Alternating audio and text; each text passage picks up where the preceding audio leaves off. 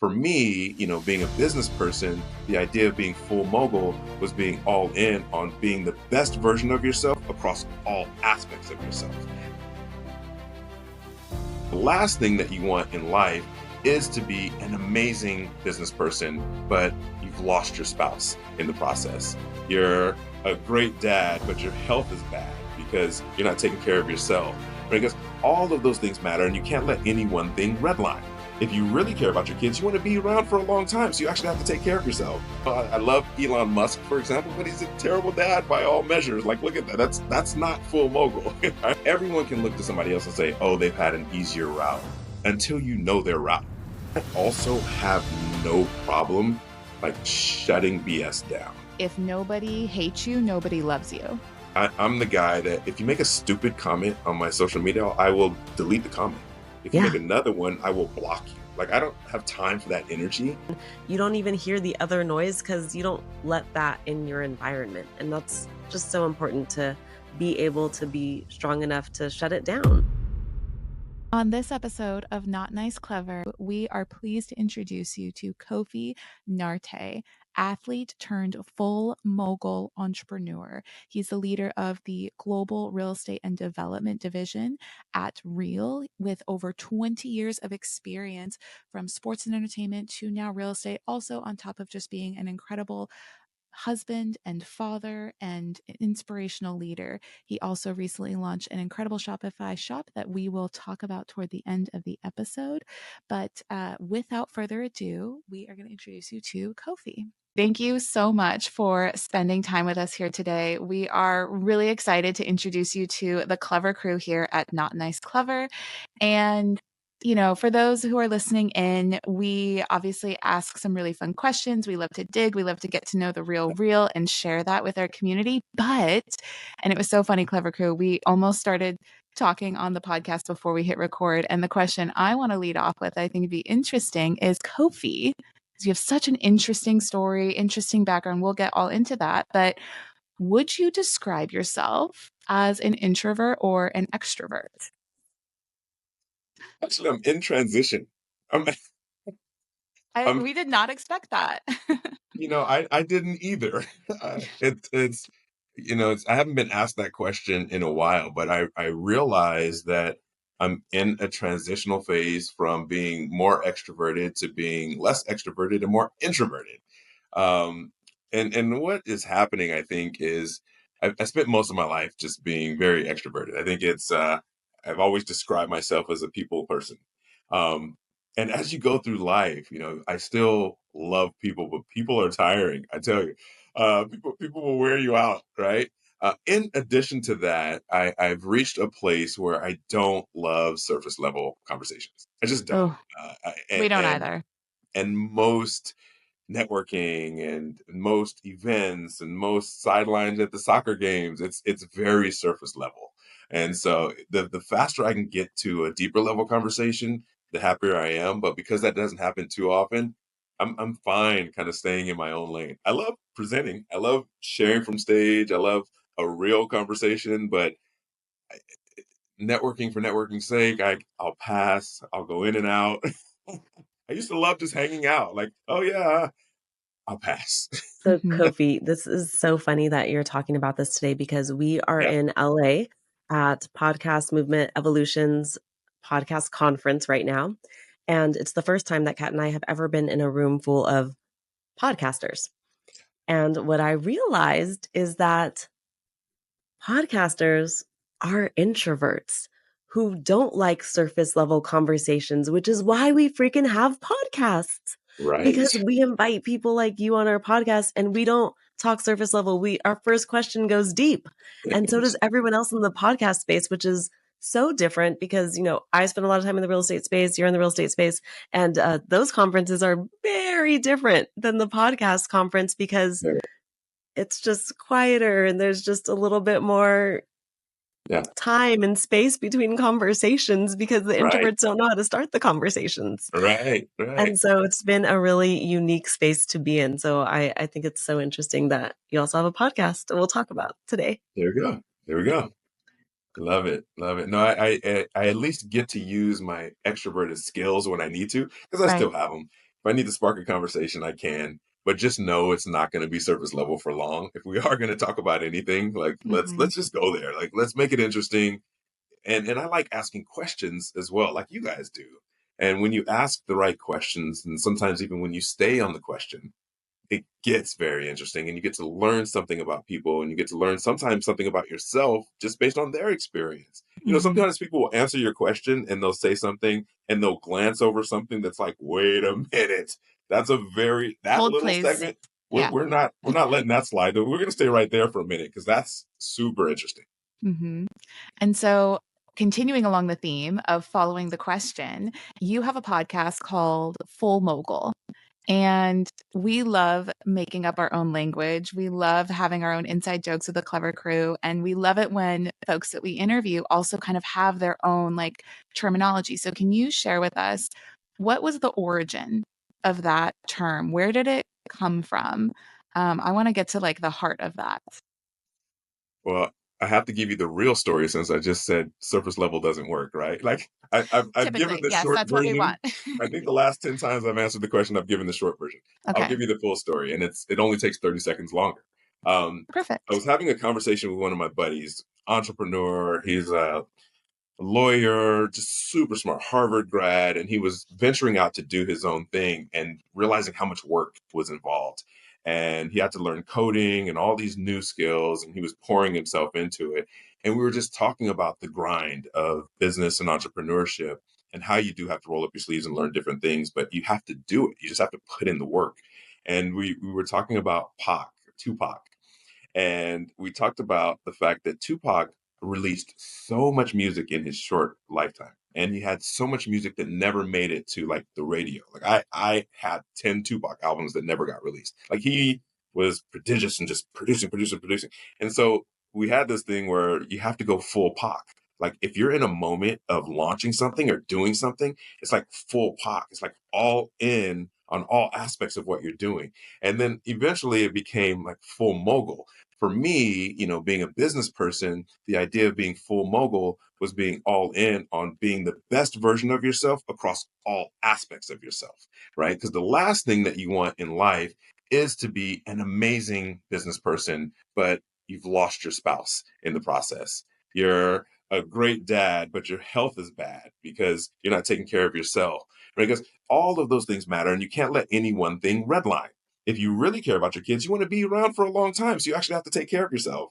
I love Elon Musk, for example, but he's a terrible dad by all measures. Like, look at that. That's not full mogul, right? He's amazing in business, and there are things to learn from him, but that's not really what we're looking at. So that's the full origin story of full mogul. I love it. It's something that we say here at Not Nice Clever, or even just Candace and I have said even before we started the podcast together, like, who are you as a human? Like all your past lives, what you're doing right now, all the different hats, all the different worlds, the different identities. What's the like through line, Yeah, right? And are you being the best version of that in all areas? Not that you exactly. just like magically become a different person when you wear Mhm. one hat, you take it off, and you put on the other. And I love the contrarian opinion where like if you want to be a good dad, you got to be a good man first, right? A good Right, human, right? right, Healthy so that you can be right. there for your kids long Exactly, term. So exactly. important. There's several ways that I've expressed this over the last handful of years, even. I went and I spoke to the Kansas City Chiefs last year. They brought me in. I've been speaking to the NFL players for about 7, 8 years now. I had a shot with the Raiders when I finished playing football at Berkeley and so forth. But it's interesting, over the last few years, we've transitioned from less real estate to more life, right? And it's always a little bit of life because you have to know what you're doing or why you're doing it to even want to invest your time in real estate investment or a broadcasting career or whatever you're going to do in addition to football. But with the Chiefs, they said, forget about the real estate. We want all of your life stuff and excellence and why it's important to be excellent and iterate. And, because we just won a Super Bowl, but we want to get back to the Super Bowl. And we want the guys to realize you have to do things differently to get back to where you were. So I did this whole talk on that. And one of the things I told them was that the full man beats the half man. Like the full man beats the half man. And what I explained was that if you develop other aspects of yourself, those nuances that you learn from the different aspects of yourself will make their way into every aspect of yourself, making you more dynamic and making you better, right? So you can't neglect those pieces. Kofi, are you telling me that you speaking to the Kansas City Chiefs is the reason that they beat my San Francisco 49ers in the Super Bowl earlier? Is that I knew what you're you were telling smart. me? I knew you were smart, clever, and smart 100%. That's what I'm telling you. Kofi, we can still be friends. Candace, we can still have Kofi. We can Kofi, continue she's this going to be on interview. this topic for a long time. Thank you for that. Thank you Hey, for listen, that. I I will offered be my hearing about services to this the for a while. Niners too. I told the Niners, bring me in. I told them, but you see what happened. Niners, this is your chance if you're listening. I'm getting Kyle on the phone right This is now. the secret weapon. That's it. That's it. So I would like to talk to you a little bit about how I guess I should preface this by saying that athletes are some of my favorite clients. I love working with athletes as a brand strategist because they're coachable.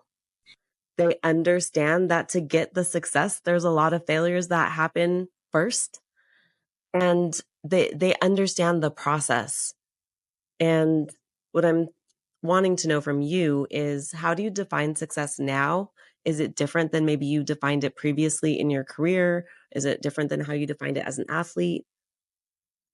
Yeah, it's a good question. And just kind of going backwards for just a hot second. So, Kat, I did grow up as a 49ers fan, right?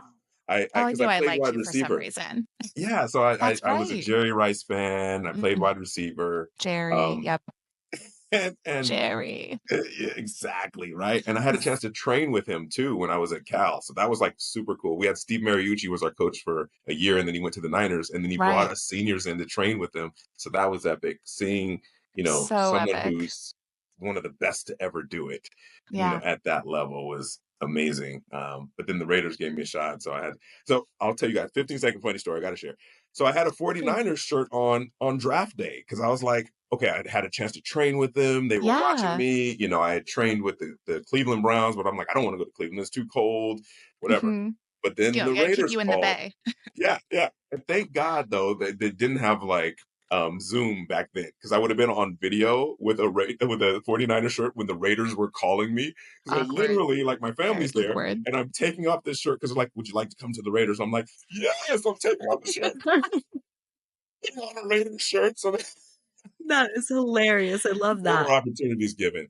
Yeah. But success, and what success means for me, success is realizing potential.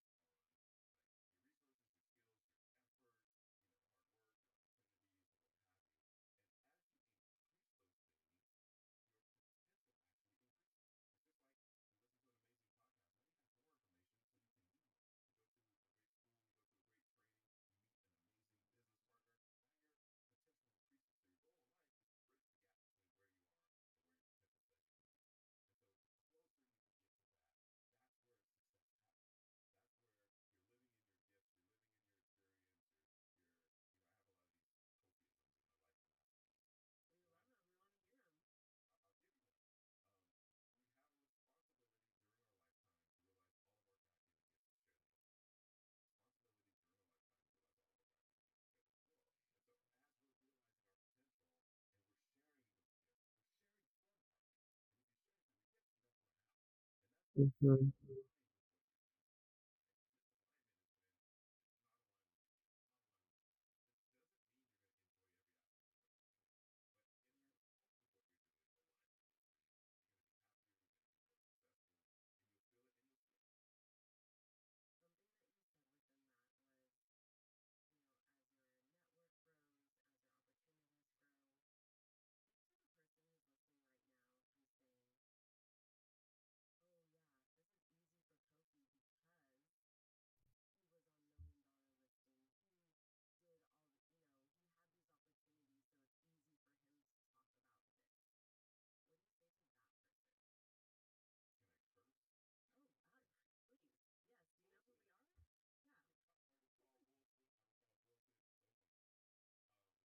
Everyone can look to somebody else and say, oh, they've had an easier route, until you know their route.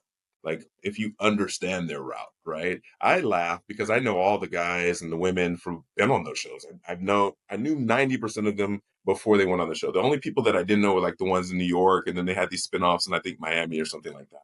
But I remember I did a panel with Madison Hildebrand, who's on Million Dollar Listing.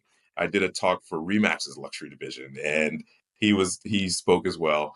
And he told the story that his first episode of Million Dollar Listing was his first ever real estate deal. I'm like, that's good fortune.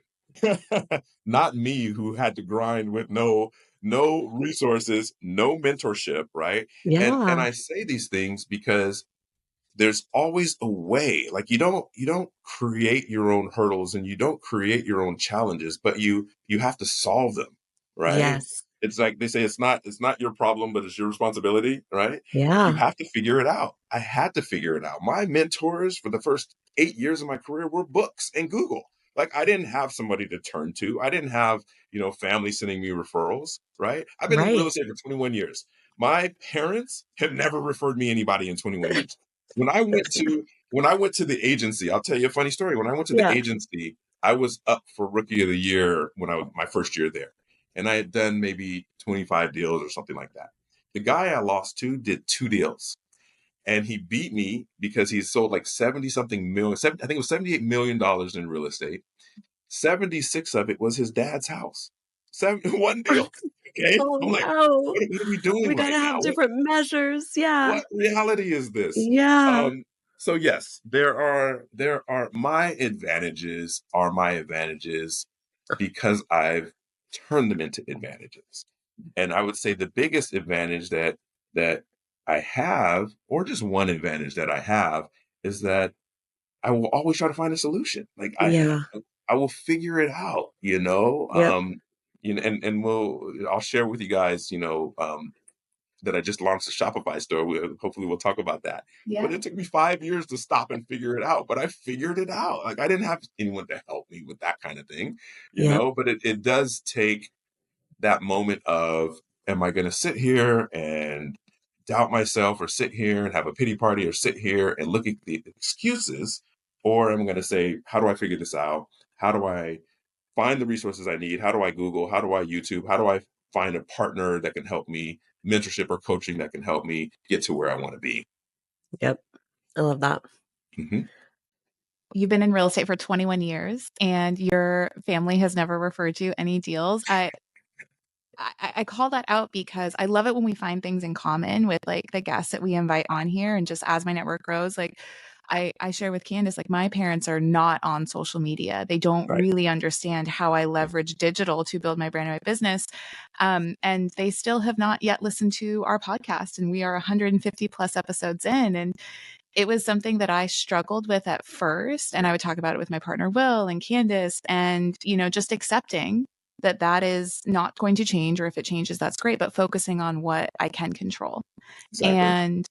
And focusing on how to, solve the obstacles or challenges that come my way instead of just being a victim to it and finding a way to be a victor over Yeah. it. Yeah. Right. No, totally. I did this private dinner with my good buddy Arjun, when we did the private thing.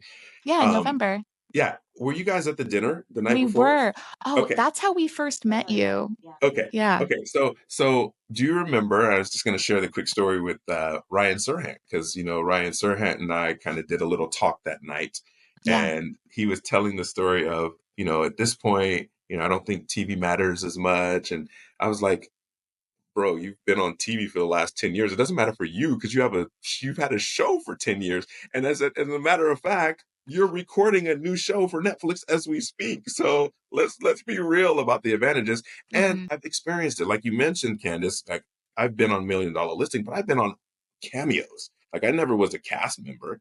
And so Mhm. I've been on where it was like a real scene where I'm talking or engaging with the clients or engaging with the cast members, not just in the background.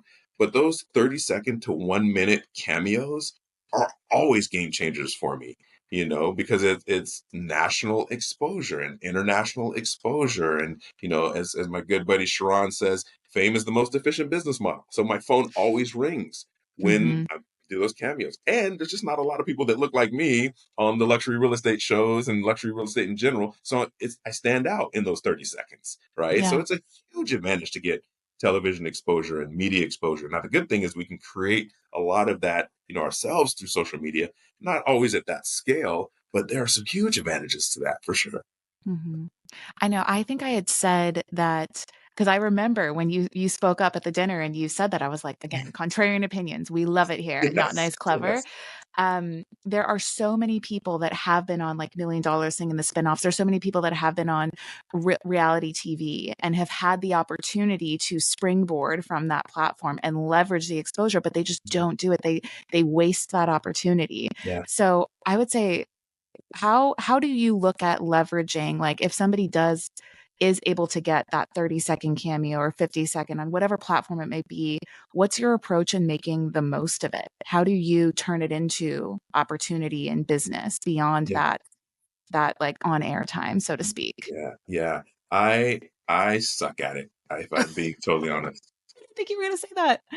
I Okay. do. I do. And I kick myself for it. And this is one area that I need to do better, if I'm being totally honest. Um, I've seen agents in our industry who have had that 20-second appearance on $1 Million Listing. 20 seconds of, welcome to the listing or hi. That's all they said on the show. You go to their Instagram, it's part of their bio as seen on $1 Million Listing. You go to their website, it's as seen on $1 Million Listing. Here I've been on 7 episodes. I've toured with Josh and I've shown multi-million dollar estates and might be 8 episodes now. I've been on Selling Sunset, like this coming Selling Sunset season. I'm going to be on the very first episode of the season. I'm going to be on a later episode of the season. I don't leverage those things nearly enough. And I think what I need to do a better job of is, and I guess this is what I would tell someone, is turning it into both short form content, right? Do the little snippets, turn it into reels, use it in real time once you can share what's aired. Also do the Throwback Thursday or Flashback Friday, tether it to the exposure and the advantages it gives your clients. So I haven't done a great job of utilizing it on social media, but I utilize it in conversation a lot, right? So at this point, like the last time I filmed Selling Sunset. I mean, I can tell you this because I'm not going to tell you the details, but I filmed 2 weeks ago. Okay. I filmed 2 weeks ago because I filmed with them multiple times before and I forged the relationships. So now I can call them and say, hey, you guys want to film this? And they'll say yes or they'll say no. That's how I've leveraged it. And when I go to my clients, letting them know that I have that access and I have that exposure, they're actually real relationships. I've known Jason Oppenheim for, I don't know, 15 years. And the Altmans and all them. I know all of them, and now I know the show producers. So it's a good advantage there. But I do think that sometimes people over leverage it, right? They over leverage even less. And I say that because I under leverage having a lot more that I could leverage. Just need to do a better job. Kofi, I want to know what you say to, I'm assuming this is happening in your family, or maybe it's just mine and everyone else that I work with. Does the who does he think he is ever come up in your family? Who does he think he I'm is? He's out laughing. here doing all these things. Who does he think he is? Is that a thing? No, it doesn't come up directly, but how it comes up is my kids make fun of me like nobody's business, right? Like so I have a 15-year-old daughter and my son is going to be 12 this year. And even the two of them in tandem, they just Oh gosh, they roast you. love making fun of me. Love Yep. making it's just like I used to do a morning like mantra, right? As part of my daily affirmations. And it's like, I am Kofi Narte. I'm a strong husband, father, full mogul millionaire, man of God, blah, blah, blah. I would say this. And then after about 3 months, my kids will be walking around and I am Kofi Narte. I am. That was like the who do you think you are Oh, moment, yep, right? that's it. Yep. But You're they like, like to tease. this beautiful life you're living, that's because of this. Exactly, That's because of exactly, this. exactly. But fortunately, my household is very supportive. My wife is very supportive. I'm talking We I'm thinking back to like maybe when this all first started for you, like friends back home kind of thing. Is that a theme that you've heard?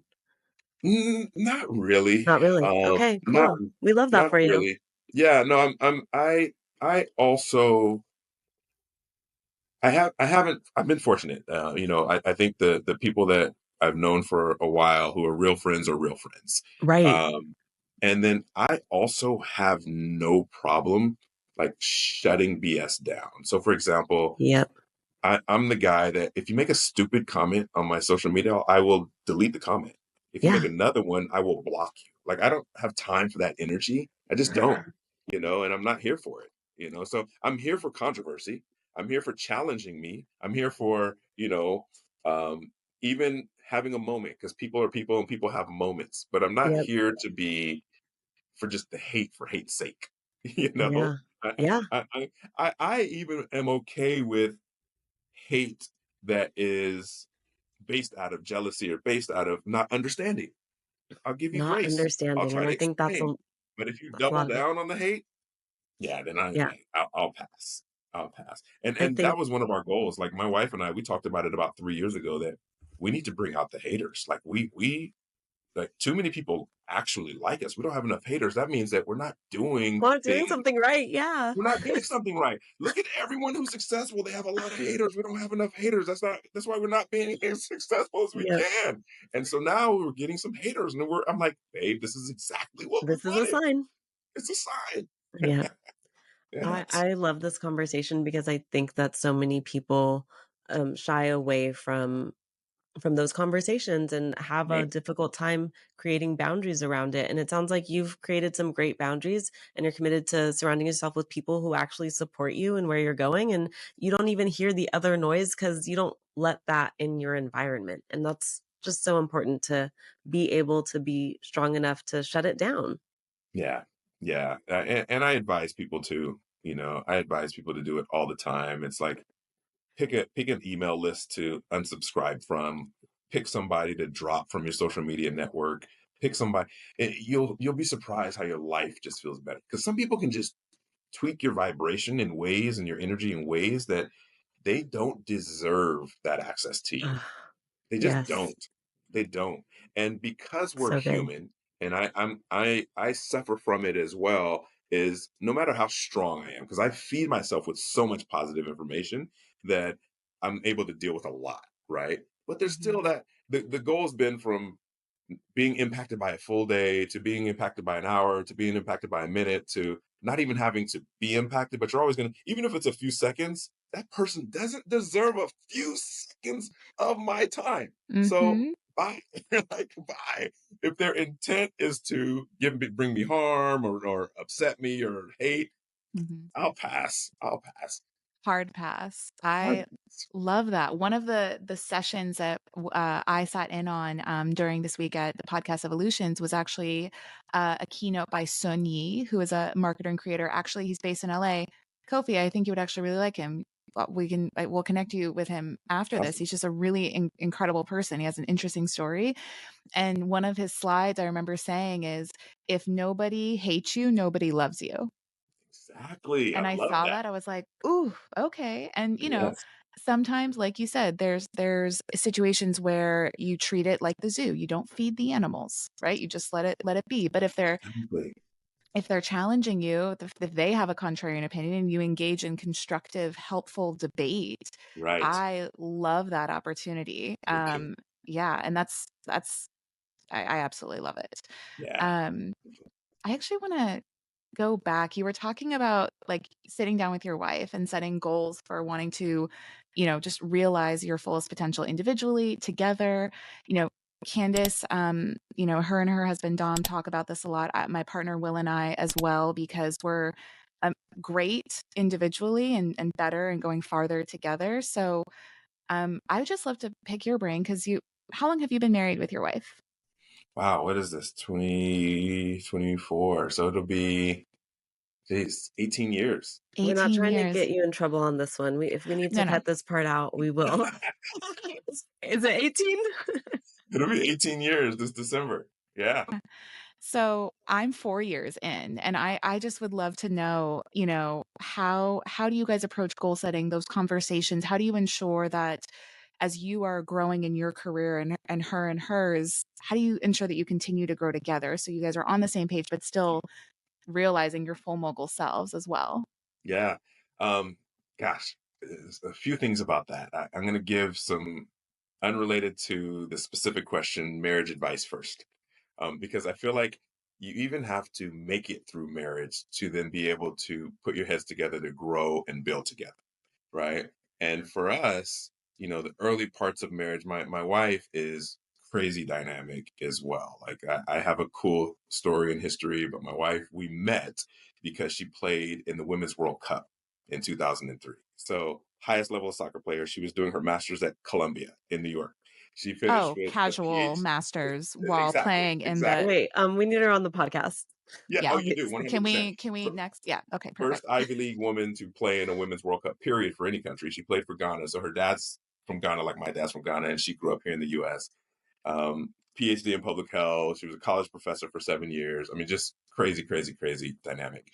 Um, but it also takes a strong personality to even have that level of success. And when you bring together strong people who are successful people and driven people, it's a lot of adjustment. So my marriage advice to couples in general is to ask yourself this question during or after any debate or argument.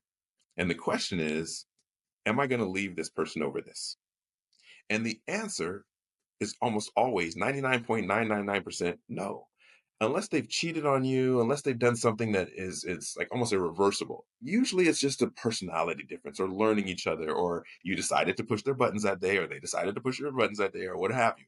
And the more you can abbreviate the time that you're going to be upset at your partner, the better you're going to be in the relationship. Because early on, it might have been a week and then a day. Like I said, these things, the human part, it just gets shorter. You don't stop experiencing certain things, but the time that it impacts you gets shorter. So that's the first part.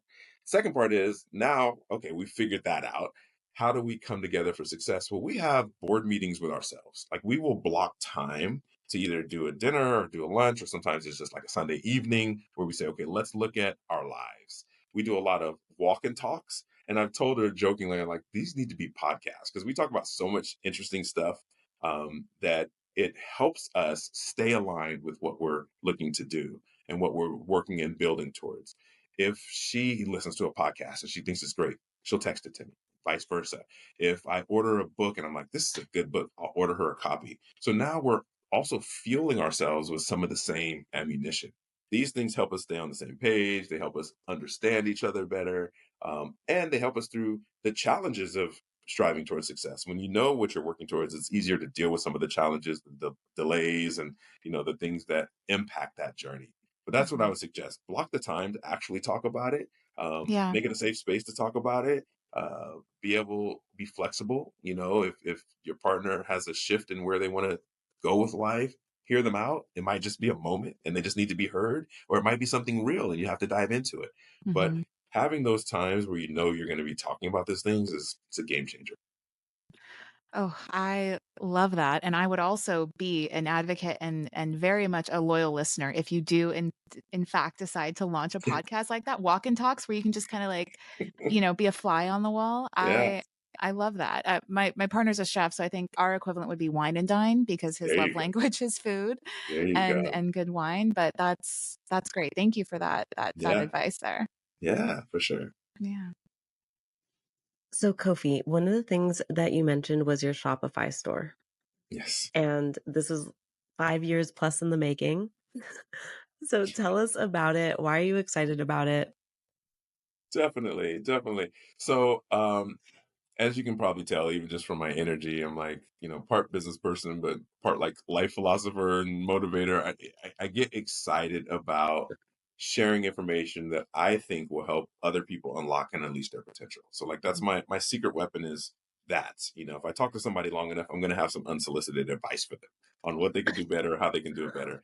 And it's funny because my wife teases me and she said, "Did they ask your opinion on that?" I'm like, "Well, no, but I feel like I needed to share. I needed to tell them what they could do." And I think I do that because I've always wanted more unsolicited advice. That's I'm a interesting. I'm a high D personality. I'm an alpha personality. I'm you know, 6'2", I'm in decent shape. People think I have my shit together, but I need a lot of freaking help. Like I need We people to all tell do. me, you know? I Yes. need people to just tell me like, hey, if you did this way, it'd be better. Or I noticed this about you, but you might want to think about it this way or tweak this. Tell me. Like if I say something on a podcast, tell me. If I'm on social media, tell me. Like I am not sensitive. I welcome it. I love it. I appreciate it. So I think that's why I give a lot of unsolicited advice myself. Um, now I forgot the question. What was your question?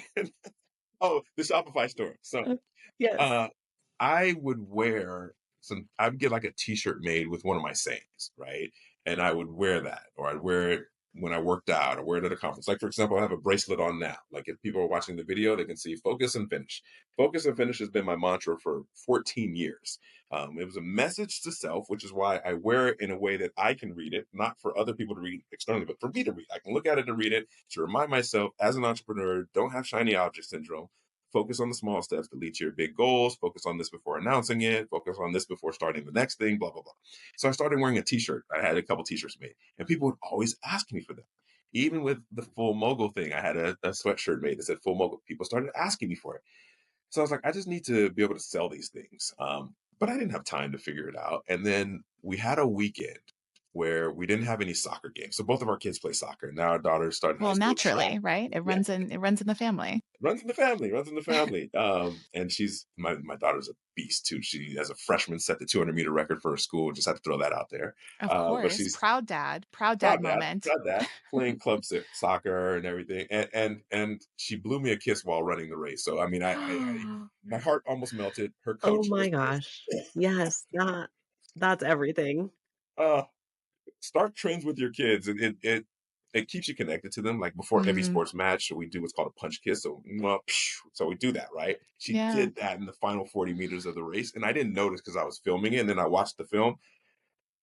It was like my phone was kicking off onion fumes. I was like, Mm-hmm. no, no, no. Yep. But so I finally had a weekend though where we didn't have any soccer. I didn't have Okay. any open houses. I didn't have any showings. I didn't have any soccer. And I was like, I'm gonna figure this out this weekend.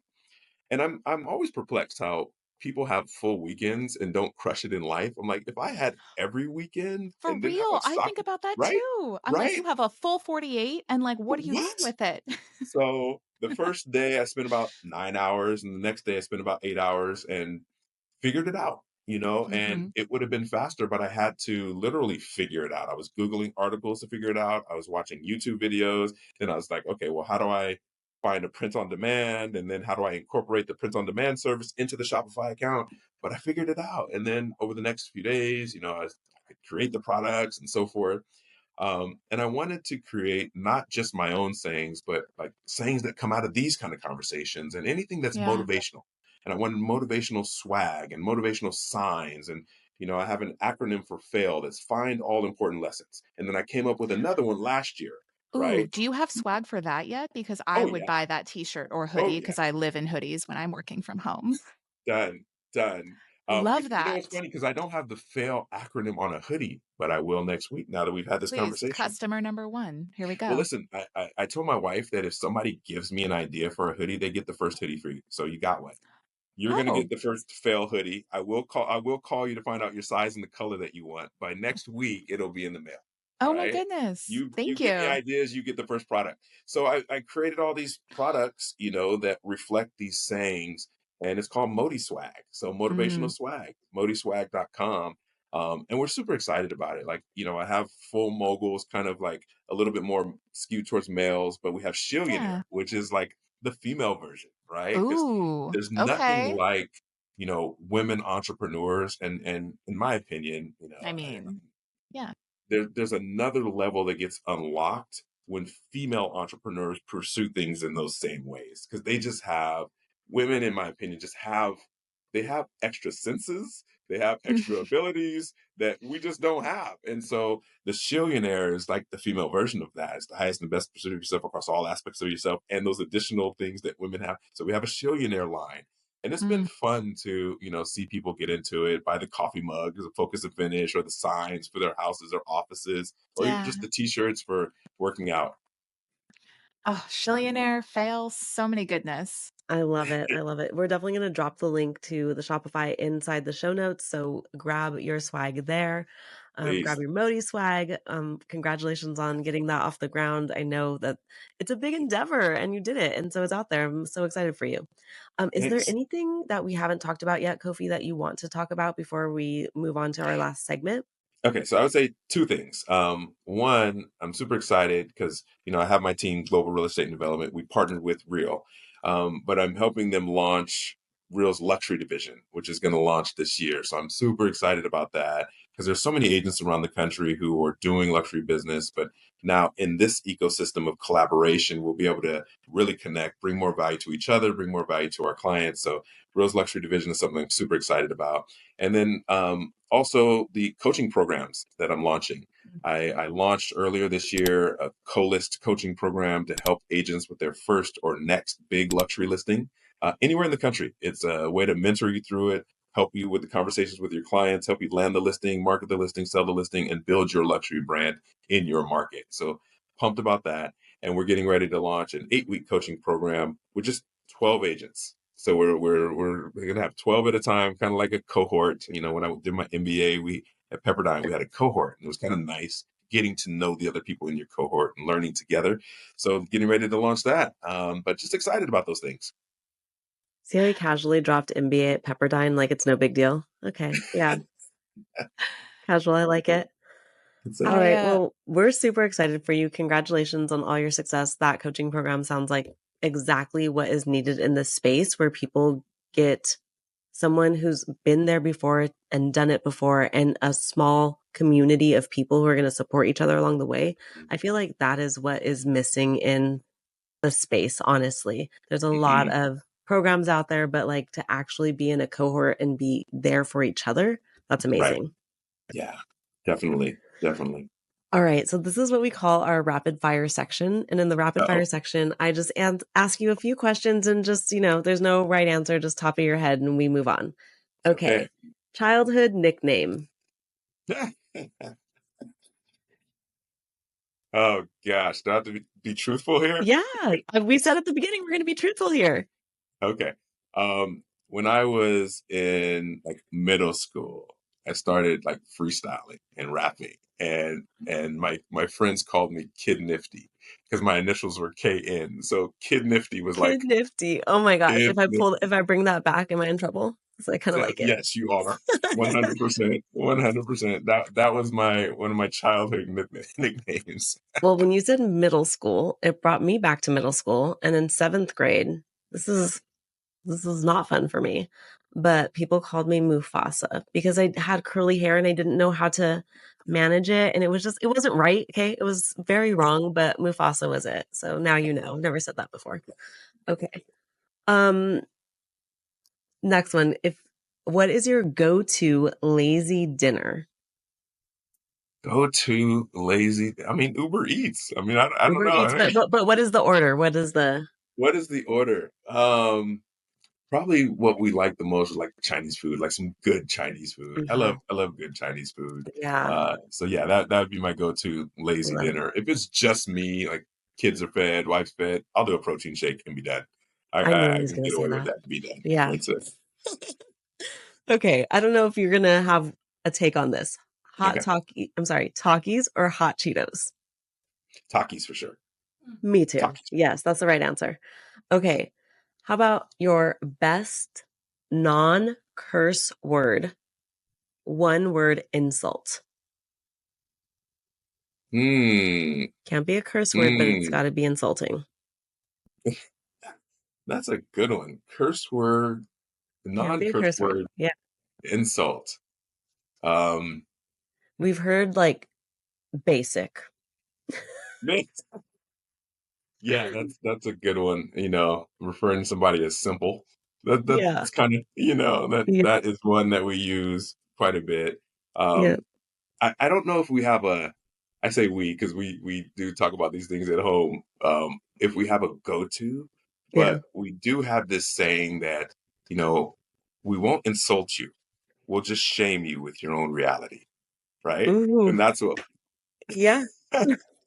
maybe that'd be my answer. Okay. Okay. What makes you nervous? Um. I would say public speaking, but it's a false nervousness, Mm-hmm. right? Yep. I love speaking in public. I don't get nervous any of the days leading up to it, but literally the 3 minutes or 2 minutes right before I go on stage. My Yep. heart is beating through my chest. And then 2 minutes after I start, calm again. Yep. Right? That's kind of it. Not too many other things make me nervous because the things that do, I just attack them quickly. Yep. Right? Where I tell my agents, and when I coach agents, I I'm tell them, frozen again. What else? Okay. uh-oh. Okay. I'm back. Okay. We're good. Okay.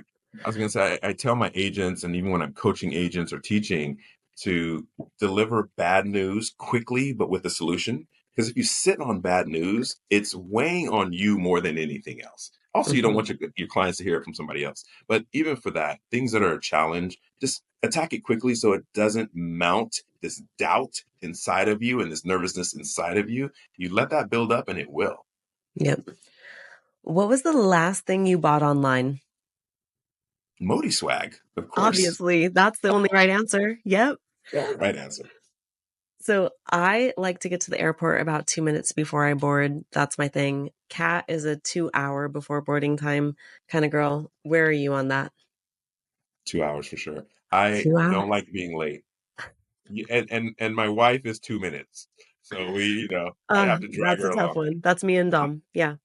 I show up to client appointments and just park down the street and I just like to be relaxed. Like I don't like Yeah. that sense of rushing and rushing and rushing. So no, I get to the airport early. I have no problem. Plus, I mean, like you guys, we're just super busy and there's always something I can do with that time. Yep. So it's not wasted time, you Right. know? Yeah. Yep. So Kat is obsessed with Marvel, and she has her own idea of what her superpower would be. But what would your superpower be if you were a superhero?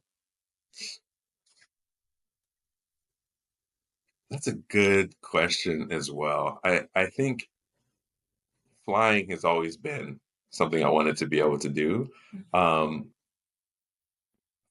But also, I've always wanted to be able to speak every language. Like as a Ooh. I've always thought that would be cool, where I could go anywhere in the world and talk to anybody in the world. Like that would be Yeah. amazing. That'd be amazing too. That's awesome. I love that. Yeah, actually, I think when we had Giselle Uguardi on the podcast, she said the same thing. The Yeah. ability to, speak languages. I mean, communication is everything, It's right? everything. So I love that It's everything. answer. So tell people, Kofi, where can everyone find you? So my personal website is just my first and last name.com. So kofinarte.com. On Instagram is probably my favorite social. It's at Kofi_celebrity, but it's celebrity with an S, SELLEBRITY. Because I wrote a book called Celebrity: How to Build a Successful Sports and Entertainment-Based Business. So you can find me there. And then my company website is globalred.com, GLOBLRED.com, no A. So those are probably the easiest ways to find me. Social, DM me. I will hit you back for sure. That's awesome. We're going to drop all those links for you right in the show notes, so check it out there. And if you haven't already, Great. leave a 5-star review. Thank you so much, Kofi, for your time. Thanks for joining us on Not Nice, Clever. Remember to follow Not Nice Clever wherever you listen to audio. And if you haven't already, drop that 5-star review. Share your takeaways. Tell us your story. We love to hear it. Signing off, your not so nice, but oh so clever besties that mean business. See you soon.